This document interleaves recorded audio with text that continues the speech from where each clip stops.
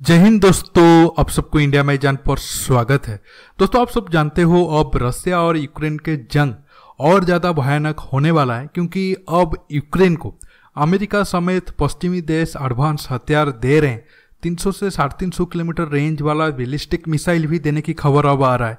अगर ऐसा हुआ तो ये जंग और कुछ महीना चलेगा। 4 महीने तो हो चुका है और 3-4 महीना आगे खींच जाए, इससे भी मतलब आप इनकार नहीं कर सकते हो।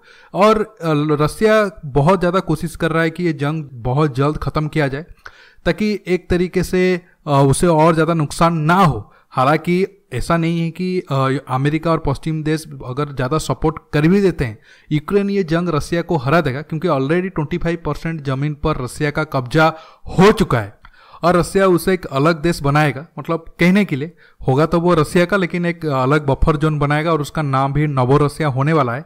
और ये प्लानिंग रसिया का बहुत पहले से था। ऐसा नहीं है कि ये जस्ट अभी रसिया ने इसे रसिया यूक्रेन जंग के बाद इसे आगे सामने किया है। लेकिन ये जंग में रसिया का भी बहुत ज़्यादा नुकसान हो रहा है।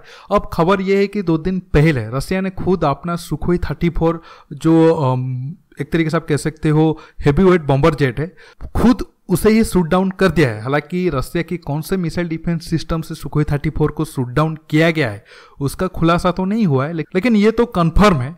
अब यूक्रेन के ऊपर हमला करने आए सुखोई 34 फाइटर जेट को रसिया के एयर डिफेंस ने ही मार गिरा दिया है और उसका प्रूफ वगैरह भी आ चुका है।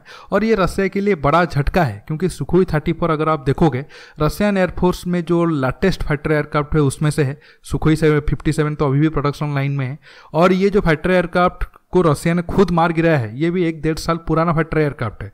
बहुत ही नया फाइटर एयरक्राफ्ट है, लेकिन रसिया की आर्मी से ये गलती हो चुका है। हालांकि रसिया पहली बार ऐसा गलती नहीं कर रहा है। बहुत सारे देश जंग के वक्त में खुद के हथियार को दुश्मन के हथियार समझकर मार देते हैं। आप सबको बालाकोट के टाइम में भी याद होगा। आज हम वही सुखोई 34 के ऊपर बात करेंगे और आखिर में रशियन बॉम्बर के ऊपर भी बात करेंगे। रशियन बॉम्बर से भी जो क्रूज मिसाइल यूक्रेन के ऊपर दागा जा रहा है, यूक्रेन अपने बहुत पुराने मिसाइल डिफेंस सिस्टम के जरिए उससे भी मार गिरा रहा है, उसके ऊपर भी बात करेंगे। जानने के लिए आप आखिर तक की वीडियो को देखते रहिए और ज़्यादा से ज़्यादा लाइक शेयर करना बिल्कुल मत भूलिए।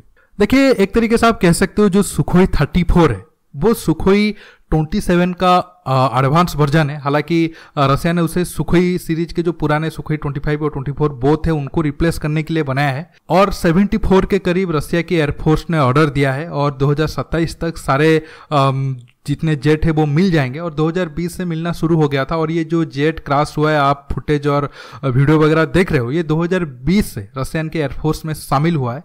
लेकिन ये पता नहीं चला है रसिया ने ऐसा गलती क्यों किया है। हालांकि ये सारा खबर तो इंटरनेशनल मीडिया पर चल रहा है, लेकिन रसिया की मीडिया की तरफ से कोई भी इसको लेकर न्यूज नहीं आया है। और इसी वजह से ये साफ नहीं हो पा रहा है रसिया ने ऐसा गलती कैसे किया। अगर आप देखोगे ये जो डोनावास वाला एरिया है, लुहांस और डोनेट्स्क, माना जा रहा है कि जो डोनावास वाला एरिया है उस एरिया में बॉम्बिंग करने के लिए ये सुखोई 34 को भेजा गया था, क्योंकि ये हेवी वेट क्लास के एक तरीके से आप कह सकते हो बॉम्बर श्रेणी के फाइटर एयरक्राफ्ट आ जाते हैं। और आप सबको पता होगा सुखोई 34 में जो ये भी दोनों पायलट उसे उड़ाते हैं, लेकिन ये आगे पीछे नहीं बैठते हैं, सामने की तरफ से 2 बैठते हैं और तकरीबन 12 टन के करीब ये हथियार को लेकर अपने साथ ले जा सकता है। और जब किसी एरिया पर बॉम्बिंग करना हो तो ये सुखोई 34 एक बहुत अच्छा फाइटर एयरक्राफ्ट है।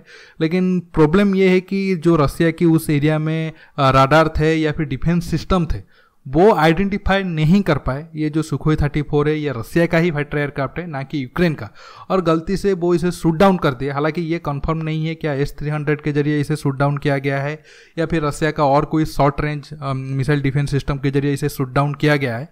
अब तक शायद रसिया उसे मीडिया के सामने तो खबर नहीं लाएगा, लेकिन उनके अंदर ही इसको लेकर इन्वेस्टिगेशन शुरू हो गया होगा। अगर ऐसा होगा तो आने वाले टाइम में और भी फाइटर एयरक्राफ्ट को लेकर प्रॉब्लम हो सकता है। अगर जंग और 2-3 महीना चला तो और भी कुछ रशियन फाइटर एयरक्राफ्ट को उनके ही मिसाइल डिफेंस सिस्टम ने निशाना बना सकते हैं। लेकिन एक तरीके से कहोगे ऐसे खबर से खुद रसिया के ऊपर ही ये मतलब नेगेटिव इमेज जाएगा रसिया के ओपन के ऊपर। ऑलरेडी सुखोई 35 को तो यूक्रेन ने बहुत ही short range missile defence system या मैनपाड के जरिए ही मार गिरा चुका है। सुखोई 35 का जो मार्केट ऑलरेडी डाउन चल रहा था, ये खबर आने के बाद तो और शायद ही कोई देश सुखोई 35 के तरफ जाए। और ऐसे में जो रसिया की डिफेंस मार्केट है उसे अमेरिका और चीन कब्जा कर रहे हैं तेजी से, और रसिया एक तरीके से नंबर 3 पोजीशन पर आने को है। अब ये यूक्रेन जंग के बाद जो रशियन वेपन है वो भी बुरी तरीके से और एक्सपोज हो रहे हैं। अब ये सुखोई 34 न्यूज आने के बाद और शायद जो लग रहा था कि नहीं, पहले जो अमेरिका और रशियन फाइटर एयरक्राफ्ट का बोलबाला था या फिर ज़्यादा वो हथियार को जो दूसरे देश है वो खरीदना पसंद कर रहे थे, अब वो शायद ही रशियन फाइटर एयरक्राफ्ट की तरफ जाए। क्योंकि अब अगर आप देखोगे ऐसे भी जो एडवांस फाइटर एयरक्राफ्ट बन रहे हैं उसमें रशिया थोड़ा पीछे की तरफ जा रहा है। America 5th generation fighter aircraft बनाने के बाद 6th जनरेशन की तरफ जा रहा है, लेकिन अब रशिया को अगर देखोगे, रशिया ठीक से 5th जनरेशन फाइटर एयरक्राफ्ट बनाने को लेकर स्ट्रगल कर रहा है। टेक्नोलॉजी से लेकर फंडिंग बहुत कुछ इशू है। तो ये जंग में आपको पता होगा ईरान और चीन से भी रशिया मदद मांग रहा है, उसे कुछ डिफेंस इक्विपमेंट मिल जाए। तो ये जंग तो काफ़ी मुश्किल जा रहा है रशिया के ऊपर, लेकिन ये सुखोई 34 गिरने की न्यूज ये रशिया की डिफेंस मार्केट को बुरी तरह से प्रभावित करेगा। अब आते हैं रशियन बॉम्बर की तरफ। कैसे रशियन बॉम्बर भी एक तरीके से यूक्रेन के ऊपर अटैक करने में उतना ज़्यादा कामयाब नहीं हो पा रहे जिस हिसाब से उनको मिलना चाहिए था, और यूक्रेन कैसे पुराने मिसाइल डिफेंस सिस्टम के जरिए उन्हें भी काउंटर कर रहा है। देखिए, अब खबर है कि Tu-95 बॉम्बर जो तकरीबन रशिया के पास पिछले 50-60 साल से है, हालांकि बॉम्बर तो पुराना है, लेकिन उसमें जो क्रूज मिसाइल लगाया है वो उतना ज़्यादा पुराना नहीं है, वो भी काफ़ी पावरफुल क्रूज मिसाइल है। कुछ टाइम पहले Tu-95 ने तकरीबन बहुत सारे क्रूज मिसाइल यूक्रेन के ऊपर दागा था, ताकि जो इम्पोर्टेंट एरिया है यूक्रेन में, वो मिलिट्री इंस्टॉलेशन हो या फिर एक तरीके से आप कह सकते हो सप्लाई लाइन चेन को उड़ाने के लिए क्रूज मिसाइल दाया गया था। लेकिन उसमें से 6 क्रूज मिसाइल को यूक्रेन की डिफेंस सिस्टम ने मार गिराने में कामयाब हुए। देखिए, यूक्रेन जो मिसाइल डिफेंस सिस्टम इस्तेमाल कर रहा है वो काफ़ी पुराना है, 30-40 साल मिनिमम पुराना है, और उसमें से जो एडवांस मिसाइल डिफेंस सिस्टम थे सब कुछ रशिया ने ऑलरेडी जंग में तबाह कर चुका है। जो S-300 की बात करें तो अब शायद ही गिने चुने S-300 यूक्रेन के पास बचा होगा। अगर इतने पुराने मिसाइल डिफेंस सिस्टम से अगर रशिया के क्रूज मिसाइल को यूक्रेन मार गिरा पा रहा है, ये एक बहुत बड़ी बात होगी। हालांकि ये जितने भी क्रूज मिसाइल दाया गया था ये सब सबसोनिक क्रूज मिसाइल थे, लेकिन ऐसा नहीं है कि सबसोनिक क्रूज मिसाइल को आप आसानी से पकड़ सकते हो अगर आप कंपेयर करते हो 30-40 साल पुराना मिसाइल डिफेंस सिस्टम से।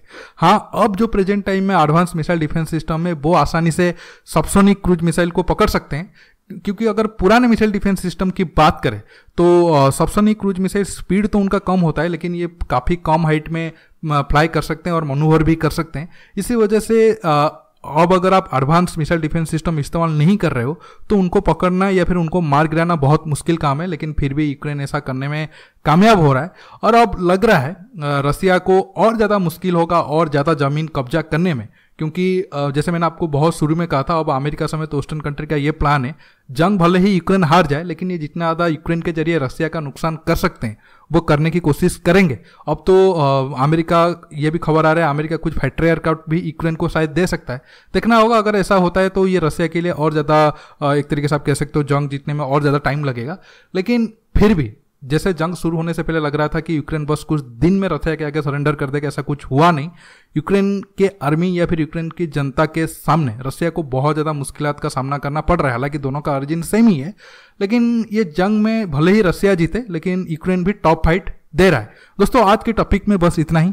आपको ये वीडियो कैसा लगा नीचे कमेंट बॉक्स में कमेंट करके बताइए, और ये वीडियो को ज़्यादा से ज़्यादा लाइक शेयर करने के साथ साथ आप मेरे चैनल को सब्सक्राइब करिए, और सब्सक्राइब बटन के पास जो बेल आइकन है उसे प्रेस करिए ताकि आगे आप मेरे आने वाले वीडियो को मिस न कर सके। दोस्तों, रुकता हूँ, बहुत जल्द और एक नए टॉपिक के साथ मिलूंगा।